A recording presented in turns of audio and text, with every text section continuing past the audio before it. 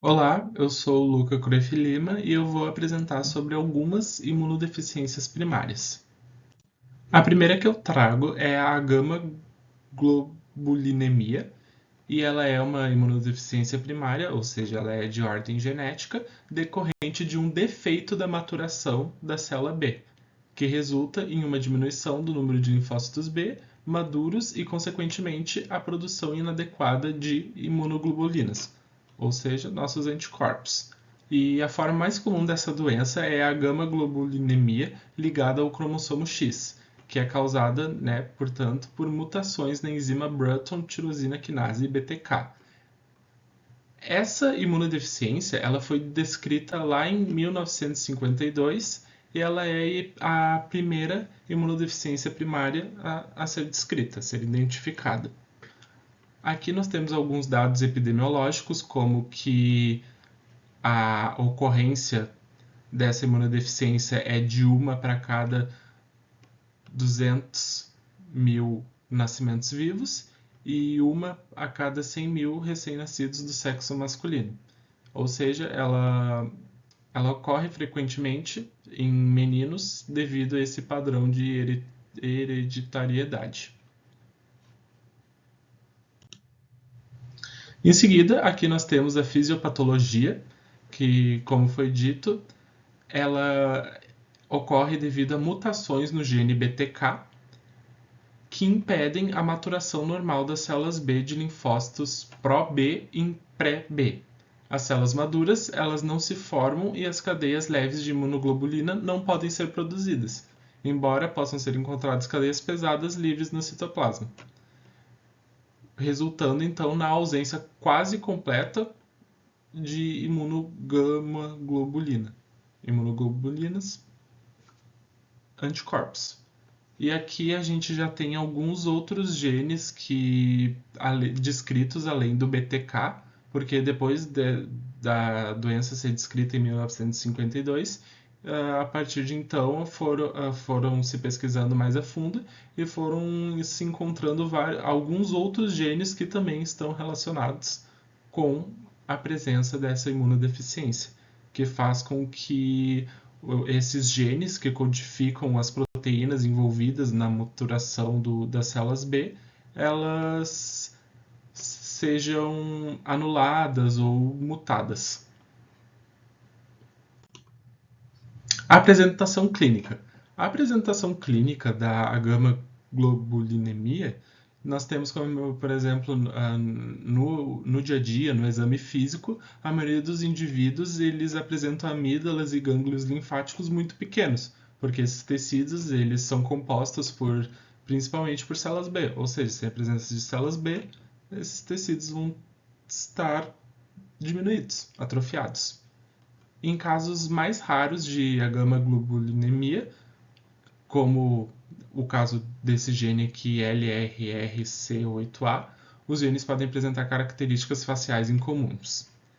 E as crianças elas são assintomáticas até os 6, 9 meses de idade. E isso ocorre devido ao fato deles estarem protegidas pelos anticorpos que adquiriram da mãe ainda na placenta, né? E só que os bebês com essa doença, após esse período de 6 a 9 meses, eles vão começar a apresentar sintomas, que são, como no caso, tosse recorrente, infecções nasais, infecções dos ouvidos, pele, seios, nasais e pulmões. Ou seja, os tecidos de mucosa são muito afetados. E isso se dá principalmente pelo fato de que os tecidos de mucosa são a porta de entrada para patógenos. E uma vez que não se consegue produzir anticorpos, as infecções elas são comuns, recorrentes. O diagnóstico. O diagnóstico da gama-globulinemia ele deve considerar qualquer indivíduo, tanto homem quanto mulher, porque apesar de ser mais prevalente em homens, podem ocorrer em ambos os gêneros. E no caso o diagnóstico deve ser considerado uma vez que o paciente apresente infecções bacterianas recorrentes ou graves. O primeiro teste de triagem deve ser uma avaliação das imunoglobulinas séricas, a avaliação da presença ou da ausência, porcentagens, e esse teste de triagem ele pode ser feito como, por exemplo, pela eletroforese.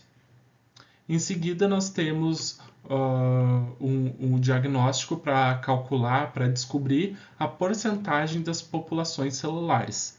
E a população celular que nos tem interesse no momento seria, né, buscar a população celular, a porcentagem das células B.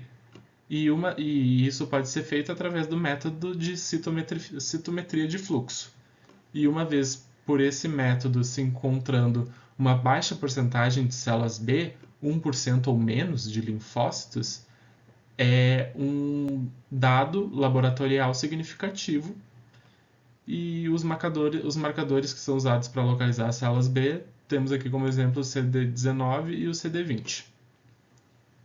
E por fim, nós temos também os testes moleculares, os testes genéticos, e um dos testes que a gente pode realizar é para procurar a ausência ou a mutação do gene BTK em monócitos ou plaquetas. Havendo essa detecção, é um teste confirmatório. E para o tratamento, ainda não há cura, mas o que se é feito até o momento é a reposição da imunoglobulina, que é captada através de pacientes saudáveis, pacientes que produzem, então é coletado, purificado, e então pacientes com essa deficiência precisam recorrer a essas hemoglobulinas exógenas. Antibióticos profiláticos, eles são administrados para prevenir infecções, uma vez que mesmo com a reposição de imunoglobulinas, não é uma coisa total, assim, eles ainda estão expostos, ainda é provável que eles irão ter infecções. E por fim, as vacinas vivas, como está escrito aqui, são contraindicadas, uma vez que as vacinas elas têm um propósito de imunização. Esses pacientes, como eles têm um defeito, uma ausência de produção de anticorpos, então pode acabar gerando um efeito não benéfico. E por fim, eu coloquei aqui em negrito aqui embaixo sobre transplante de medula óssea e terapia gênica podem constituir alternativas futuras ao tratamento dessa doença. Agora, vamos adentrar a uma nova exemplo de imunodeficiência primária. E nós temos, nesse caso, as síndromes de hiper-IgE, que são formas raras de imunodeficiências primárias. E que elas são caracterizadas por eczemas recorrentes, abscessos cutâneos, infecções pulmonares, eosinofilia e níveis séricos elevados de imunoglobulina E, IgE. E os níveis elevados de IgE, eles são a característica comum a todas essas síndromes que abrangem, então, né, as síndromes de hiper-IgE. Que aqui, como podemos ver nessa tabela, por exemplo, as síndromes, por exemplo, nós temos uma síndrome chamada síndrome de Jó, ou síndrome de Jobs, que o nome provém de um personagem da Bíblia que aparentemente tinha essa doença. E para cada uma desses tipos dentro da síndrome dos hiper-IgEs, a gente tem a provável causa genética, o que foi mutado ou alterado. A síndrome do hiper-IgE ela pode vir de duas maneiras, ela pode ser dada de duas maneiras, como sendo uma deficiência primária, portanto, né, de alteração genética. Nós temos então ela de ordem uma doença autossômica dominante e temos como autossômica recessiva. A fisiopatologia dela. A fisiopatologia das síndromes do hiper-IgE não são muito desbravadas, não são muito conhecidas e não se sabe bem os motivos pelos quais os níveis de IgE são elevados. Se sabe que outras partes do sistema imunológico também são defeituosas.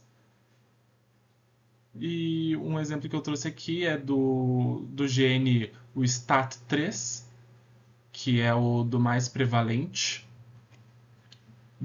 para alteração das síndromes de IgE, e que aqui ela diz que esse gene, portanto sua proteína, então também elas estão relacionadas a várias transmissões de sinais de citocinas, citocinas pró-inflamatórias, anti-inflamatórias, processos de cicatrização e imunidade. E, portanto, uma alteração nesse gene, nessa proteína, resulta em consequências das tais quais vamos ver agora. A apresentação clínica dela é que ela já se apresenta logo cedo na infância e ela se forma, então, são formados bolsas de pus, abscessos na pele, articulações, pulmões ou outros órgãos. E esses abscessos, eles são normalmente causados por infecções por Staphylococcus aureus. Staphylococcus. Só. Podendo ter o aureus também. As pessoas podem desenvolver infecções respiratórias, incluindo pneumonia, que pode deixar cistos gigantes. Então, e as pessoas com síndromes de IgE, elas também possuem infecções recorrentes, que podem gerar infecções crônicas. Ocorre o desenvolvimento de eritema com coceira, ossos frágeis, resultando em muitas fraturas, traços faciais podem ser grosseiros, perdas de dentes de leite tardia. O diagnóstico. O diagnóstico das síndromes de IgE, portanto, já se sabe que nas síndromes de IgE se há umas concentrações séricas aumentadas do IgE. Porém, isso não é o suficiente, uma vez que pode ocorrer em outras doenças que não têm nada relacionado a uma imunodeficiência, por exemplo. Então, e também, assim como os eczemas, por exemplo, podem ocorrer em outras situações. Então, apesar de aliar esses dados de apresentação clínica ser importante, não é o suficiente. Então, para criar um protocolo, uma padronização para o diagnóstico, o que foi criado foi uma tabela. E essa tabela, ela é um sistema de pontuações que foi desenvolvido, então, portanto, para ajudar nesse diagnóstico, que ele une, então, tanto as características clínicas quanto laboratoriais. Aqui eu trouxe alguns exemplos mais afins de testes moleculares, né, sequenciação dos genes para determinada deficiência dentro das síndromes de hiper-IgE, o que pode ser comum de encontrar. Então, pessoas com deficiência do gene STAT3, elas podem ter as células TH17 baixas, enquanto as pessoas com a deficiência no gene DOC8, elas apresentam baixo número de células T no geral. E aqui, como eu disse, o diagnóstico definitivo, então, de fato, ele é realizado através da sequenciação, testes moleculares. Aqui eu trago, então, a tabela que eu mencionei, né, do sistema de pontuação, que ele relaciona tanto as características clínicas quanto as características de dados laboratoriais.